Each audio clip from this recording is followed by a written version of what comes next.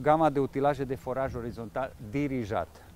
Astea lucrează cu fluid de forare și aici avem doar o parte din echipamente, pentru că avem nevoie de o stație de mixare și de pompare de mare presiune pentru fluidul de forare, care e amestec de apă și bentonită și niște aditivi.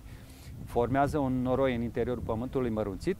Ăsta e un lărgitor care mărunțește pământul și pe urmă se scoate în partea cealaltă. Dar cum funcționează ca principiu, ca să înțelegeți, fiecare echipament are niște prăjini metalice de diverse diametre, împinge prăjina metalică și acolo, dacă vedeți că aici se vede chiar mai bine, este o sapă, sapă de forare, care, asta e partea dirijabilă, partea activă.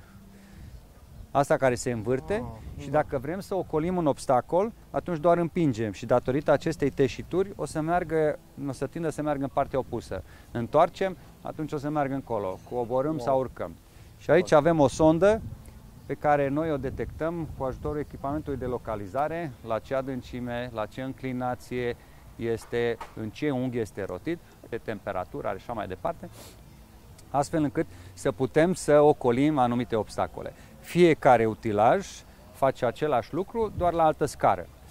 Ăla este mini-jetul, care e echipamentul compact, care îl așezăm într-o groapă pe marginea drumului și facem până la 50 de metri. Ăsta tot așa din groapă pornește și poate să meargă până la 120-150 de metri. Ăsta merge până la 400 de metri și evident diametrele sunt mai mari.